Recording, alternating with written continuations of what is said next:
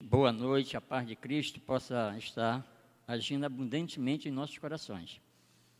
Essa semana foi uma semana muito difícil, muito corrida, muito trabalhosa. Eu acredito que para você não foi diferente. Muito trabalhosa, muito cansativa emocionalmente, sabe? E também muito desgastante, né? Porque você, quando fica com algum problema de cunho emocional, com algumas preocupações, você perde o sono. E aparece um cansaço em você, você não sabe de onde brotou aquele cansaço. Aí você vai, se você entender um pouquinho, você vai ver que foi exatamente o desgaste mental. A sua mente não descansou durante a noite. E com isto, você já levanta mais cansado do que deitou. Isso é fato.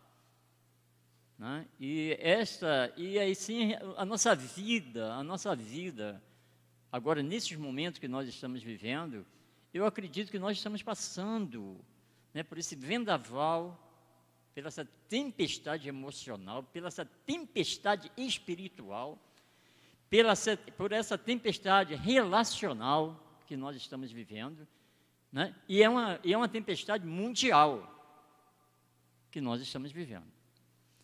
Mas a nossa esperança, ela está firmada no Senhor, né? Ou seja, a nossa esperança ela não pode ser simplesmente na abundância, quando está tudo calmo, quando está tudo sereno e tranquilo, conforme dizia o hino, né, Márcio, daquele tempo, calmo, sereno e tranquilo, né? Então, não é, a nossa esperança não está na serenidade do mar, não está na proporção dos ventos fracos. A nossa esperança está no Senhor, porque, na verdade, a nossa esperança brota no momento da tempestade. Ou seja, quer ver um momento que você exercita mais a fé? É o momento da tempestade. No momento da tempestade, todo mundo ora. No momento da tempestade, a gente vê grupos subindo ao monte. Eu trabalhei em Fragoso, eu cansei de ver, né?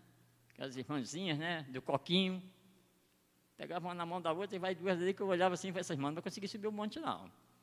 Essa irmãzinha, tadinha, com as perninhas, né, arrastando, mas subiu o monte e descia alegre. Eu falei, opa, que benção, né?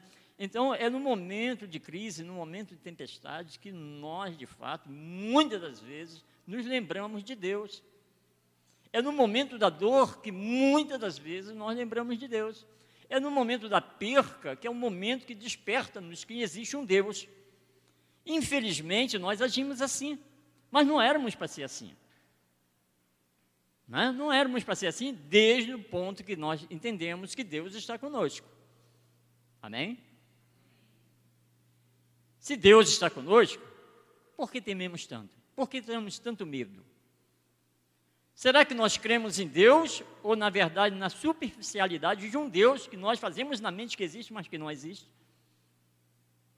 Às vezes nós criamos na nossa mente a mentalidade de um Deus, nós falamos desse Deus, mas não cremos nesse Deus.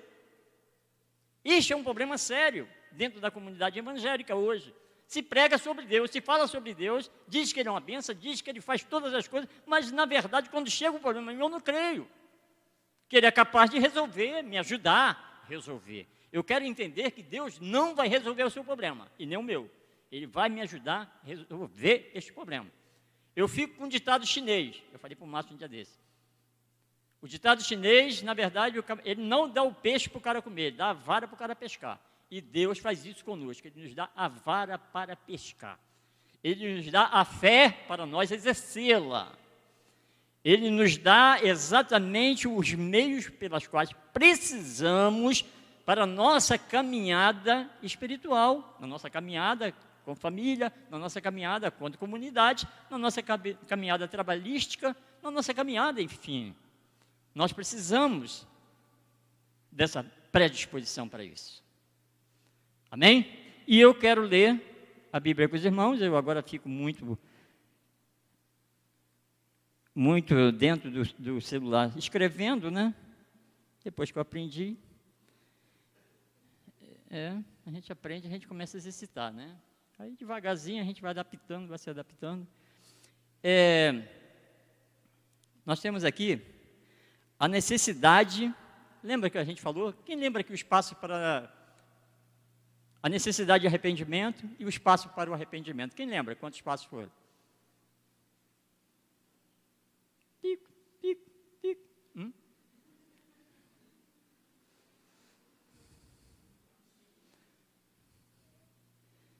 Que a gente falou do espaço para o arrependimento. A primeira coisa para que eu me arrependa, eu tenho que ter convicção de que errei. Esse é o primeiro passo, lembra? Eu olho para o irmão e falo assim, você está errado. Eu olho para o irmão e falo assim, eu estou certo. É assim que funciona? Eu olho para dentro de mim e vejo a minha miserabilidade de pecado. Eu enxergo dentro de mim, ou seja, a fé exercida na minha mente, no meu coração, me faz enxergar, porque o homem de si mesmo, ele não vê. Gente, quem não tem vindo na escola da fé tem perdido. Eu vim aqui, o irmão Jorge, né? Eu sempre chamo ele de pastor, eu acho que é profético, sabe? Acho que um dia vai...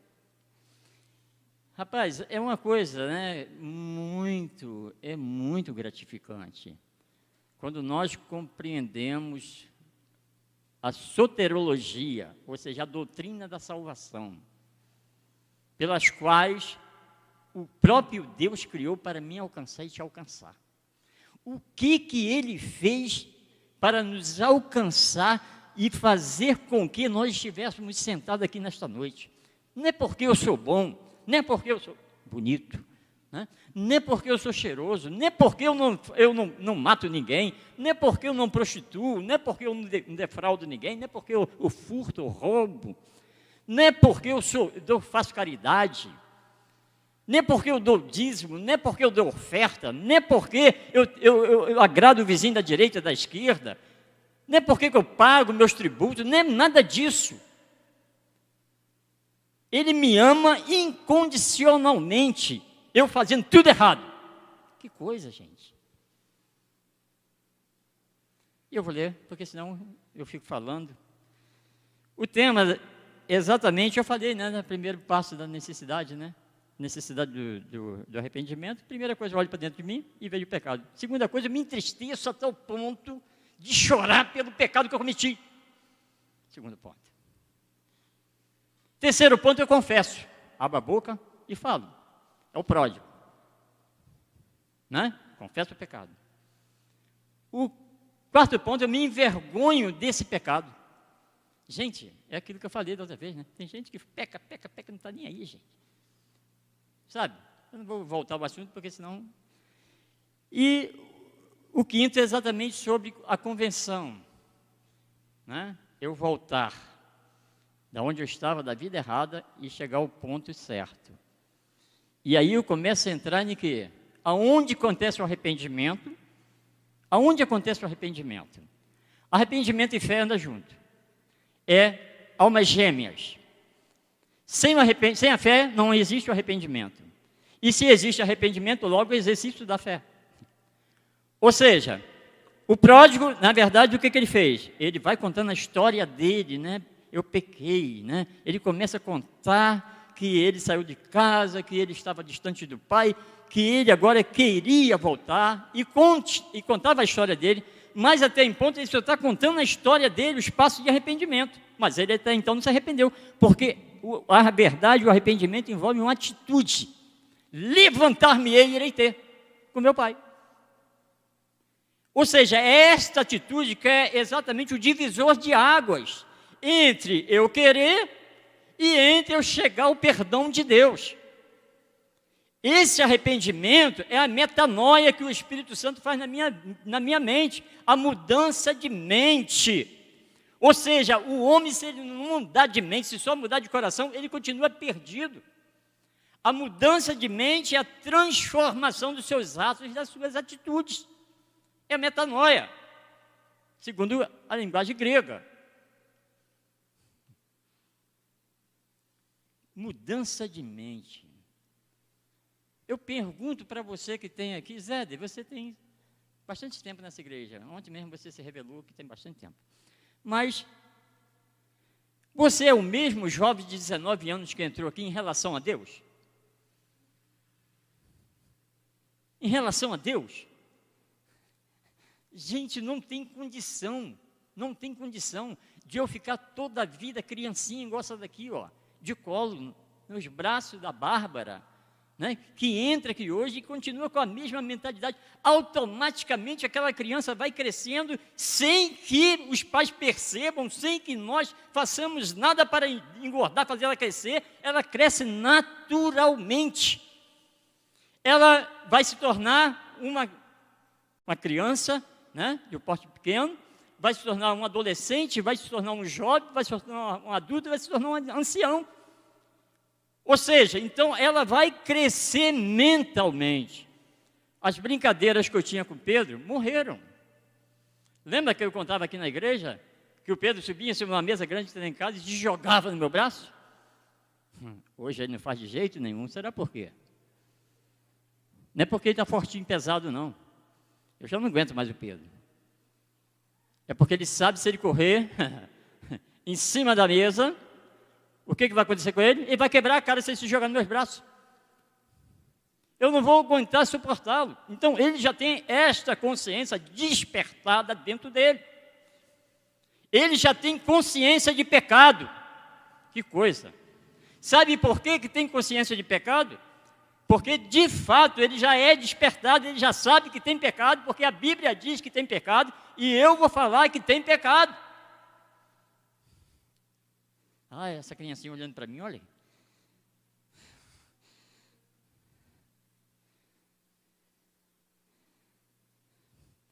Então, para mim chegar a esse arrependimento, essa metanoia, essa mudança de mente, e me render de fato,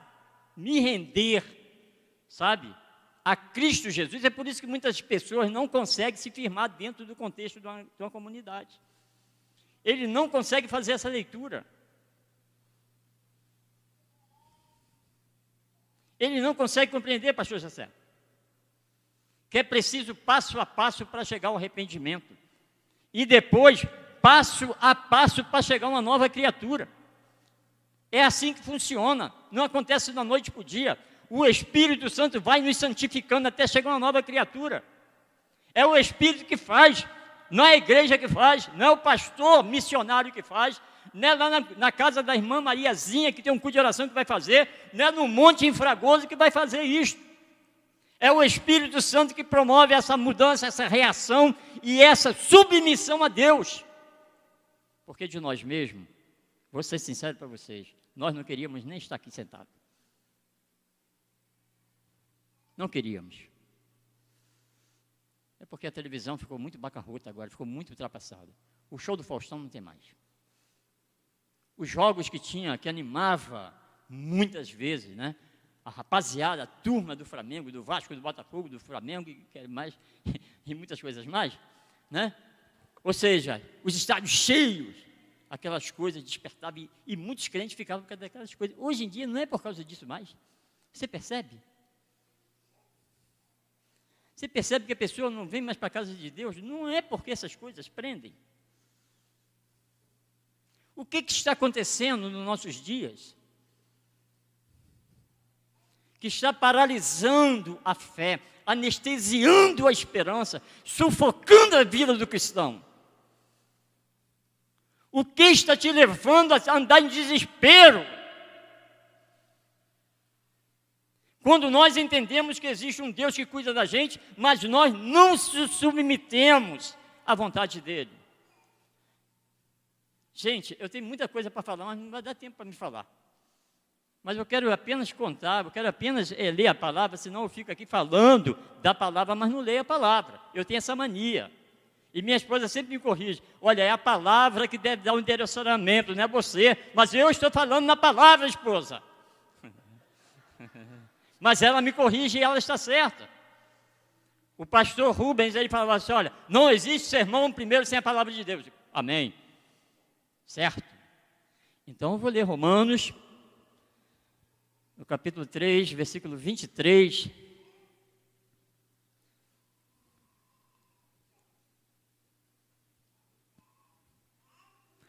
Romanos 3, 23.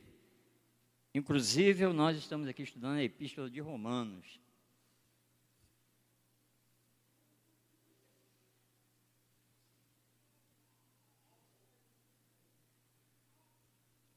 meio desatualizado, né, com a Bíblia, né?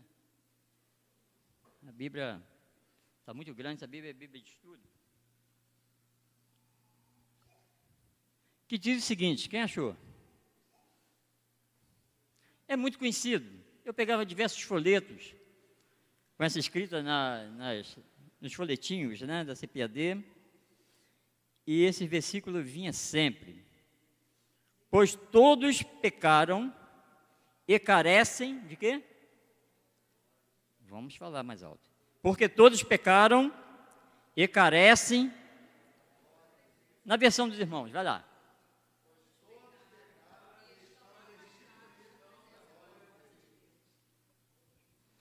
Que coisa, né? Todos pecaram. E às vezes a gente fica se perguntando, em que eu pequei? Ou em que eu peco? Né? Se eu sou membro da igreja, se eu tenho um compromisso familiar, se eu tenho um compromisso com a igreja, se eu não faço algumas coisas, né? E a Bíblia está dizendo que todos pecaram e destituídos, longe, distante, ficaram da glória de Deus. Afastados ficaram da glória de Deus. O que era a glória de Deus na vida de Adão? A glória de Deus na vida de Adão era exatamente aquela semelhança, a imagem e semelhança que Adão tinha de Deus nele. Ou seja, ele tinha a sabedoria de Deus. Ele tinha o conhecimento de Deus. Ele conversava com Deus. E uma coisa é certa, para você conversar com outra pessoa, no mínimo que possa ser, para que haja um entendimento sadio, aquela pessoa precisa falar bem, se comunicar bem e ouvir bem. E Adão tinha esse intelecto e essa comunicação com o Criador de todas as coisas. E aí Paulo vem tratando, porque todos pecaram e destituídos foram na glória de Deus, se só Adão pecou, né? O pecado de Adão, antes dele comer de fato o fruto proibido, o pecado de rebelião aconteceu dentro dele. Olha só, o pecado de rebelião aconteceu dentro dele, quando Satanás germinou a semente do mal dele, confundiu a mente e o coração de Adão, e trouxe Adão para uma realidade que Deus tinha falado, que não era para ele fazer. Ou seja, Deus falou assim, olha, botou assim na árvore, ó, dessa árvore aqui não coma. Mas Adão quis viver independentemente, ele quis viver longe de Deus. E esta rebelião de Adão trouxe, na verdade, depois do quê? A consumação do ato. Qual era a consumação do ato? Comer do fruto. Tem muitas pessoas que pecam, mas não chegam a consumar o ato. Olha, né? Se baba tudo, deseja, cobiça, mas não chega a consumar o ato do pecado. Ou seja, parece que alguma coisa acontece que o impede. No caso da gente, a gente tem um espírito que vem falando, rapaz, saia dessa palavra. Afaste disso. Isso está com cheiro de problema. Nós somos despertados a isso. Quando nós estamos envolvidos no Deus da obra. E não na obra de Deus. Quando nós estamos envolvidos, linkados com Deus da obra, esse Deus da obra, ele chega para a gente, porque Ele é o meu dono e o teu dono, Ele pode falar. Ele é o meu Senhor e o teu Senhor, Ele pode digitar e não pedir, ordenar. Ele pode fazer isso. Sim ou não? Poxa, gente, Ele é Deus. Ele não precisa pedir autorização para fazer alguma coisa na minha vida, Ele chega e faz.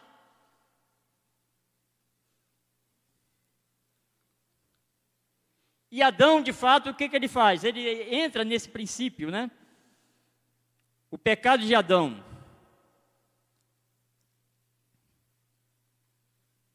Todo homem é pecador desde o ventre. Isso eu acho que a gente tem consciência disso. O salmista fala que em pecado me concebeu a minha mãe. Ou seja, quando eu nasci, eu já nasci em pecado. Quando minha mãe nasceu, já nasceu em pecado. Quando minha avó nasceu, já nasceu em pecado. Bisavó, pecado. Tataravó, pecado. E assim foi. Até chegar Adão, pecado. Não temos como, na verdade, nos desvincular disso, a não ser com a obra divina. Né?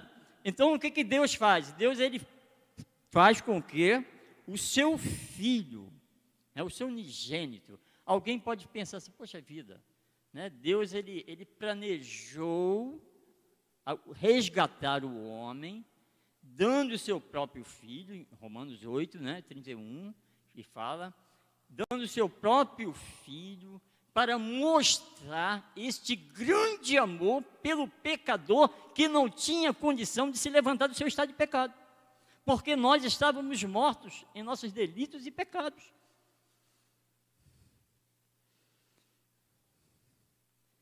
Engraçado que o pecado é semelhante a uma árvore, né? O que é o pecado? O pecado é a raiz e o tronco. Os atos pecaminosos são os galhos. Aí vem a inveja. Os atos pecaminosos são os galhos. Às vezes nós pensamos em tirar os galhos. Ou seja, vou cortar esse galho aqui da minha vida, porque esse daqui já enjoei. Qual o galho que eu estou cortando da minha vida aqui, que eu enjoei? O galho da inveja. Não, agora não tenho inveja de mais ninguém, eu tenho muito dinheiro e não preciso invejar de ninguém. Agora eu não preciso ter o cabelo igual do Márcio, porque eu tenho meu cabelo, então está tudo bem. Agora eu não preciso mais ter essa vida que eu estou levando errada de roubo, porque agora não preciso mais. Vai cortando os galhos. Mas mesmo assim, a essência do pecado está onde? Na raiz e no tronco. E só demora uma questão de tempo para ela brotar de novo. Porque nós, quando podamos uma árvore, é isso que acontece. A gente poda um galho, nasce o outro. Sim ou não? Não é assim que nasce? Então, o homem, na verdade, se transformou, pelo engano do inimigo, ele se transformou nessa árvore ruim. Nesta árvore que estava produzindo apenas nos galhos frutos ruins. Então, não tinha como o homem se levantar numa situação desta. E aí, por isso, vem Paulo falando, né, em Romanos, nesse capítulo 23, porque todos, sem exceção, pecaram. Pecamos em quem? Em Adão. Eu estava em Adão quando pequei. Todos pecaram e destituídos ficaram da glória de Deus. E o problema não para por aí, tá? Porque se nós pecamos, automaticamente Deus falou o quê? Olha, não faça isso, porque o dia que você fizer, vai ter as suas consequências. Os irmãos pensam que muitas das vezes nós estamos aqui hoje perdoados por Cristo. Nós fomos perdoados através de Cristo Jesus na cruz do Calvário. Foi o único sacrifício que agradou a Deus, tal que de fato nós pudemos receber o perdão de Deus. Foi através do sacrifício vicário de Cristo. Então, mas nós estamos aqui hoje, né, com nossos pecados perdoados. Os nossos pecados foram lavados, nós fomos purificados, né, dessa questão que nos afastava de Deus. Então, para essa restauração a Deus acontecer novamente, eu precisava exatamente que esse perdão acontecesse. E aí o que Deus faz? Envia o seu Filho. E aí o que Jesus faz? Se entrega por nós. E aí qual é o plano? O plano é exatamente fazer com que me remova do meu coração e da minha mente toda aquela manzela de pecados que eu vinha praticando na essência. O salário do pecado é a morte.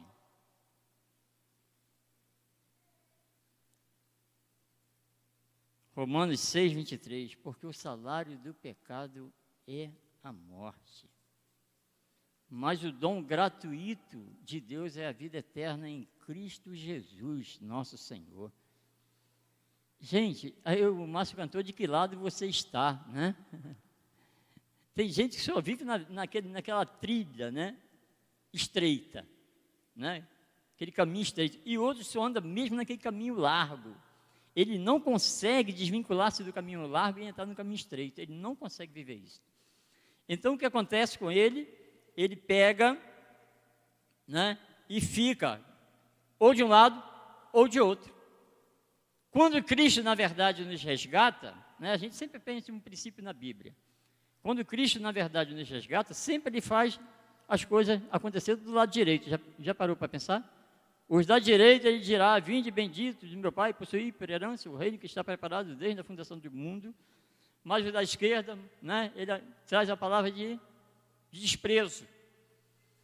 Apartai-vos de mim, que eu não vos conheço, vós que praticaste toda a vida a iniquidade. Ou seja, aquelas pessoas que não têm prazer de ouvir Deus, não têm prazer de obedecer Deus, não têm prazer nas coisas que Ele faz, não têm prazer nenhum sobre a deidade de Deus. Ou seja, Ele de fato, Ele é uma pessoa ou um sistema de pessoa que de fato eles têm prazer em fugir de Deus. Então a gente para e observa que o salário do pecado é a morte, e a morte também ela vem com um tom de separação de Deus, e também vem com outra questão, a condenação. E depois da condenação vem também que o homem perdeu todas as bênçãos que ele tinha em Deus. A gente para um pouco e pensa.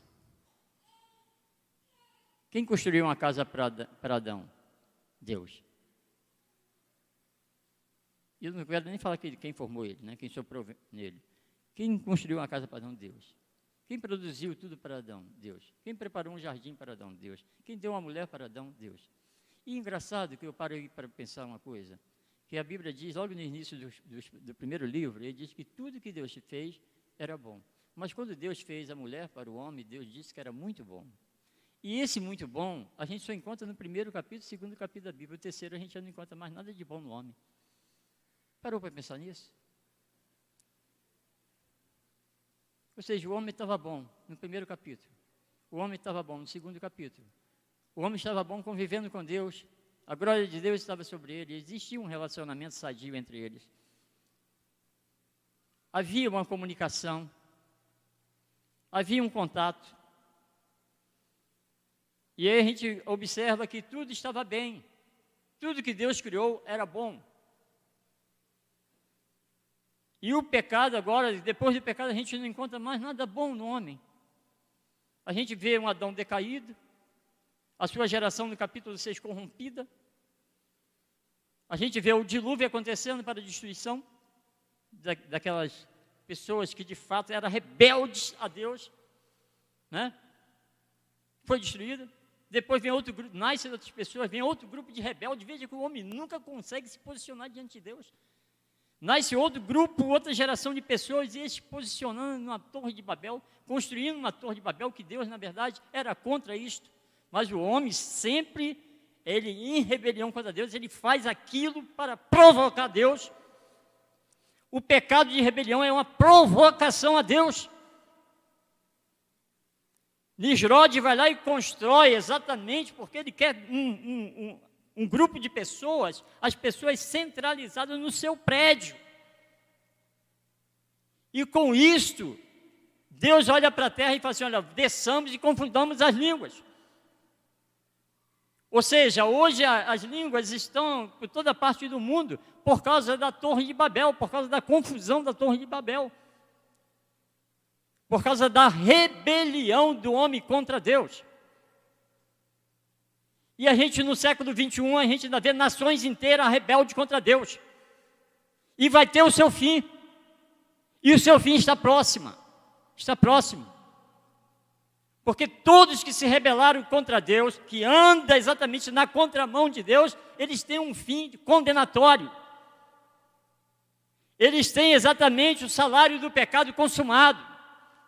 O pecado, na verdade, vai cobrar a eles exatamente o que eles, de fato, têm alimentado esse pecado. Então, o salário do pecado é a morte. Está escrito em Romanos 6.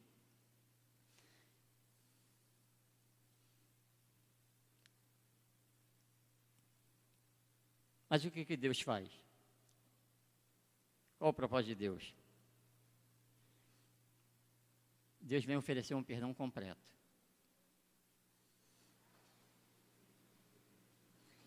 E esse perdão completo de Deus, ele vem através do arrependimento verdadeiro. Sabe, não é aquele arrependimento, sabe, que a gente acha que é arrependimento, que você chora, mas você não muda de atitude. É sem vergonha. É aquele arrependimento que bate no peito, como sinal de humilhação, mas não se humilha. Não é aquele arrependimento que joga-se um monte de azeite na cabeça, e o pó, né, para sentir de humilhação, estereoticamente falando, e na verdade não há uma mudança nesse tipo. João Batista, ele vinha pregando exatamente, produzir frutos dignos de arrependimento. Isso é nos lábios, é exatamente quando eu falo. É produzir frutos dignos, ou seja, também na transformação, na mudança que vai acontecendo. É impossível uma pessoa ter um encontro verdadeiro com Cristo e sair a mesma pessoa. A exemplo disso, a gente encontra tantos na Bíblia que tiveram um encontro genuíno com o Senhor e não saíram da mesma forma que tiveram o encontro. Uns, na verdade, tiveram um encontro e saíram mancando. É difícil ter um encontro com Deus e não sair ferido desse encontro. É difícil nós termos um encontro com Deus Todo-Poderoso e não sairmos de uma forma diferente desse encontro. Se não aconteceu o genuíno arrependimento, simplesmente passou e foi embora. Muitas pessoas tocavam em Jesus, mas nenhum deles, muitas das vezes, era curado. Muitas pessoas acompanhavam Jesus, mas muitos deles só acompanhavam pelo pão que alimentava o estômago. E infelizmente hoje, a gente vive os tempos, parece aqueles tempos de Jesus. Jesus, ele prega em Cafarnaum, né? Ele pregava naquela cidade, porque ele vai exatamente para a redondeza da Galileia, e ali ele estabelece o seu ministério em Cafarnaum, e ali a gente vê que ele vai reclamar depois, né? Ele fez tantos milagres em Cafarnaum, e depois ele chega em Cafarnaum, e ele começa a observar que a palavra dele ali, as pessoas só estavam vivenciando os milagres, mas não vivenciavam o arrependimento. Ele vai em Betsaida, faz tanto milagre, mas ninguém se arrepende.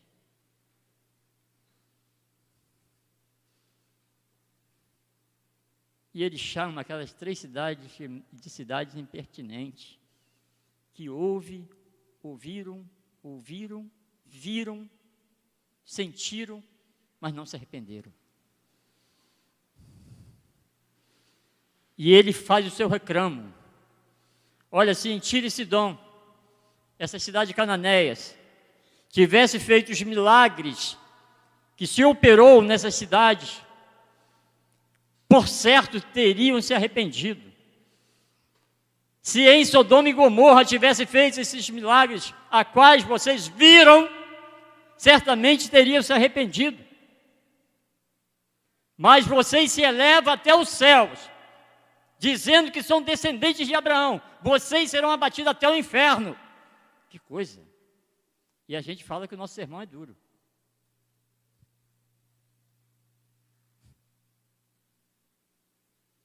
Por quê? Porque não se arrependeram. O importante não é receber as benesses de Deus. Um trabalho é bom, uma família é boa, uma comunidade é boa, os amigos, tudo que nos dá alimento para viver é muito bom. Mas se não tiver Deus, se não tiver um arrependimento, se não tiver um quebrantamento, se não tiver esse passo de contrição, sabe, de humilhação diante de Deus, a gente vai ser contado exatamente como essas 3 cidades impertinentes. Que Jesus fala, você entra aqui, senta aqui, eu entro aqui, senta aqui, Raquel ministra, pastor ministra, Márcio ministra, quem é, outros ministros, entra pelo ouvido, sai por outro, e a gente não se arrepende, a gente não muda atitude. A nossa vida é sempre a mesma, é a rotina, e a gente nunca para dar atenção de fato o que a palavra quer dizer para a gente. Jesus rodou, sabe qual o maior propósito de Jesus? Era que as pessoas se arrependessem. Ele começa o seu ministério pregando sobre arrependimento. Arrepender-vos porque é chegado o reino dos céus. É o arrependimento, a metanoia, a mudança de pensamento, que vai exatamente te transformar, fazer com que esse processo aconteça na tua vida, e você vai crescendo em estatura de varão perfeito, até chegarmos à altura de um homem perfeito diante de Deus, que não será aqui na terra. Mas naturalmente vai acontecendo, quando eu creio, quando eu me arrependo. As pessoas dessas cidades não criam em Jesus para o arrependimento, não criam em Jesus como um filho de Deus, não criam em Jesus como o único Messias capaz de salvá-los. Entrava no ouvido e saía pelo outro, e o perdão de Deus era oferecido. O perdão de Deus era oferecido. E o perdão de Deus, para quem se arrepende, ele liberta. Vós já estás limpo pela palavra que eu vos tenho falado. Sabe, eu sempre penso o seguinte, a palavra de Jesus falava para uma multidão eclética. Tinha doutores da lei, tinha camponeses, tinha pastores de ovelha, tinha carpinteiro, marceneiro, pedreiro, tinha aquelas mulheres que teciam os panos, tinha as costureiras. Ele falava para um grupo de pessoas enorme e cada um respondia a sua palavra, entendia de uma maneira que era viável, segundo o seu entendimento. E de fato, aqueles que de fato tinha muita gente inteligente que não alcançou a mensagem. Tinha tantos intelectuais que não alcançaram a mensagem. Tinha tantos doutores da lei que não alcançaram a mensagem. Por que não alcançaram a mensagem? Porque estavam exatamente cegos, estavam surdos para entender, estavam com a mente fechada para compreender. E a gente aprende na Bíblia que a fé vem exatamente pelo ouvir pela palavra de Deus, e pela palavra de Deus e a fé que vem o arrependimento, e pelo arrependimento que acontece o perdão, e pelo perdão é que acontece uma vida com Deus. Não temos vida com Deus se não passarmos por esse processo. Eu quero ter uma vida diferente. Nunca vai ter uma vida diferente com Deus. Você nunca vai ter intimidade com Deus se você não passar por esse processo. Eu gosto muito quando as mulheres fazem um programa, né, que bota o espelho diante das mulheres, né? Qualquer dia você faz isso para os homens, né? Vai ficar uma graça, não vai, Raquel? O que você acha desse cara aí? Simplesmente vai falar assim, bonito, charmoso, elegante. Não, estou falando do cara por dentro. O que você acha de si mesmo? O que você pensa de si mesmo? Qual é a sua atitude em prol de você mesmo? Qual o teu raciocínio a respeito de você mesmo? Que nós somos, de fato, estamos sempre voltados para fazer a leitura daquilo que está ao nosso redor. É muito mais fácil. A pior compreensão que o homem faz, que ele busca fazer muitas das vezes, que ele não quer fazer, que ele insiste em não fazer, é dele mesmo. Ele quer compreender ciência, ele quer compreender neurociência, ele quer compreender medicina, ele quer compreender psicologia, ele quer compreender isso, elétrica, mecânica, ele quer compreender tudo isso, saber de tudo isso, e dele mesmo não conhece nada.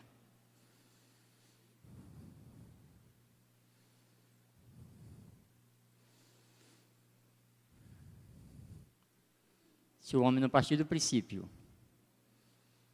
de entender que a transformação que Deus quer fazer é exatamente na raiz da árvore e no tronco da árvore e não nos galhos. Quando o homem entende isso e compreende isto e aceita, eu fico pensando em João Batista, é posto o machado na raiz das árvores. E aquela que não estiver dando fruto vai ser cortada. Que coisa, né? Mensagem poderosa de João Batista. Ou vocês se arrependam, ou então já sabem o que vai acontecer.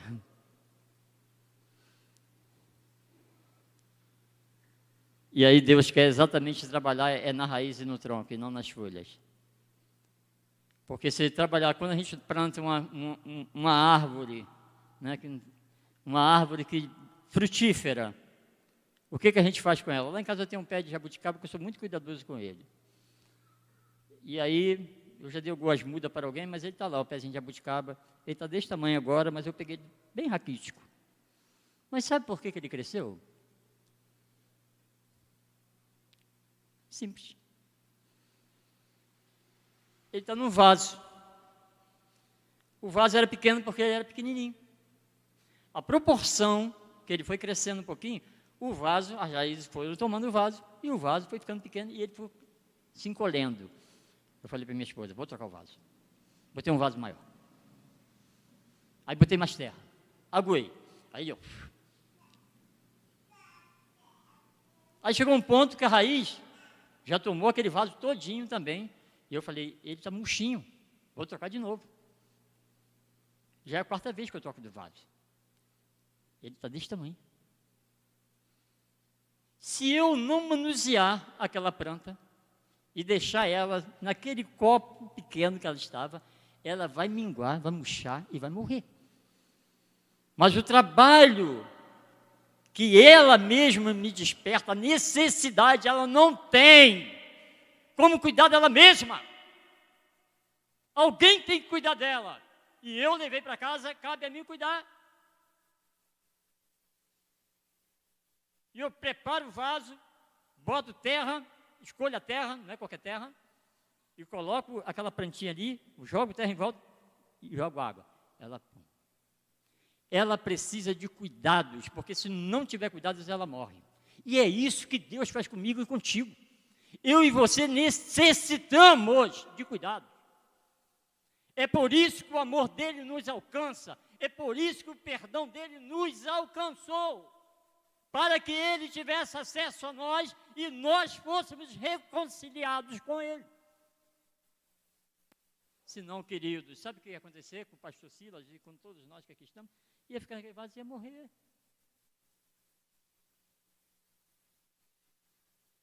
A Bíblia em Ezequiel tem um texto que diz a respeito exatamente sobre esse cuidado. Cuidado de Deus. Se o ímpio morrer na sua impiedade, e eu e você não falar dele, que coisa, gente. O sangue daquele ímpio cairá sobre a sua responsabilidade. Mas se você falar para o ímpio, para que ele se converta, se arrependa dos seus pecados, e ele não se arrepender, ele mesmo vai prestar conta desse problema a Deus.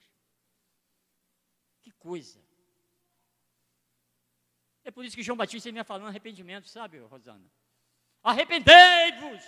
Cara louco do deserto, cabeludo, barbudo, fedendo, vestido de couro de camelo, comia gafanhoto e mel. É gafanhoto e mel.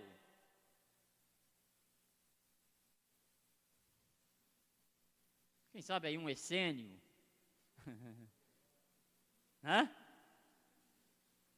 Um sujeito do deserto. E quando alguém vai perguntar para ele quem ele era, se ele era o Messias, ele fala, olha, não sou. Quem és tu? Sou a voz do que clama no deserto. Acabou. Eu sou apenas isto.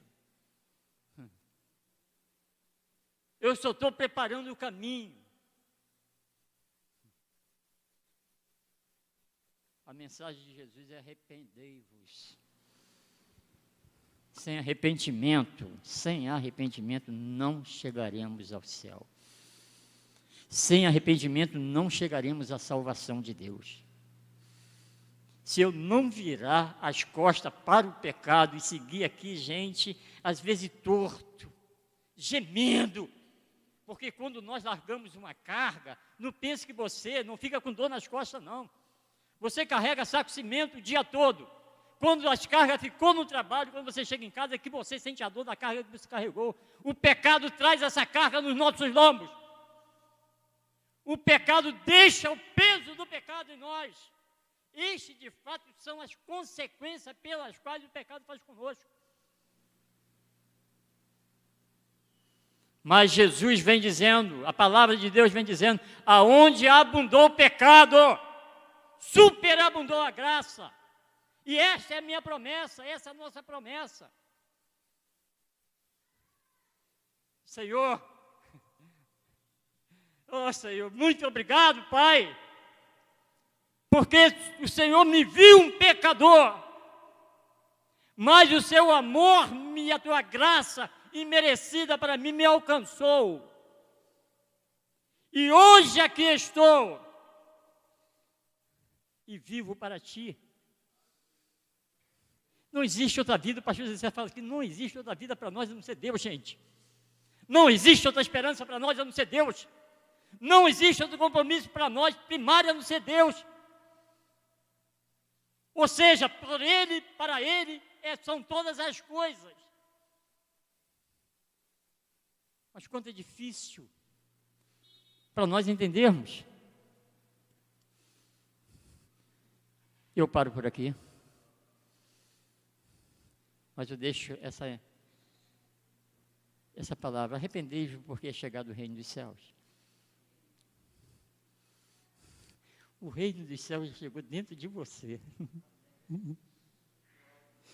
O reino dos céus está dentro de você, ele não vem com aparência humana.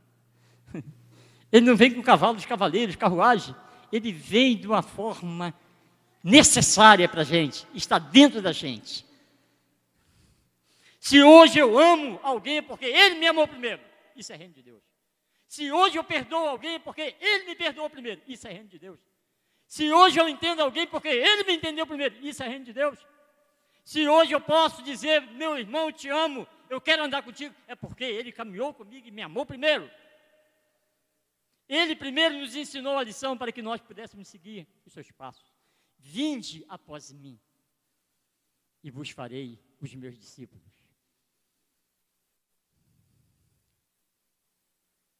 Que bom que ele pôde, sabe, às vezes eu fico assim, grato a ele, por causa da confiabilidade da gente ser tão pequeno. Mas ele chega e te escolhe, ele chega e te chama, ele chega e te vocaciona, né? Ele chega e fala contigo. Eu vi ontem, foi quem que estava falando de uma situação? Ah, foi o Giovanni. Giovanni estava falando de uma situação ontem com uma criança. Uma criança chega para ele e fala algo de Deus para ele. Olha só, Deus não precisa usar um pastor para falar, vai lá numa criança. Tem momento que Deus sabe como fazer. É Ele que faz, Ele sabe conduzir a situação, qualquer situação. E eu vou dizer para você que Deus não está ignorante às nossas vidas. Ele sabe tudo sobre nós. Que essa palavra de arrependimento possa repousar no nosso coração. O apelo que eu faço é esse. Arrependa-te.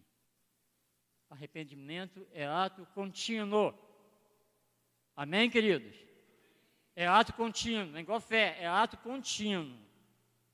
Ah, não preciso mais me arrepender dos meus pecados, não, me pedir perdão a Deus, que eu já pedi lá atrás, já fui batizado. É ato contínuo. Eu entendo que sempre eu preciso desse perdão de Deus. Amém?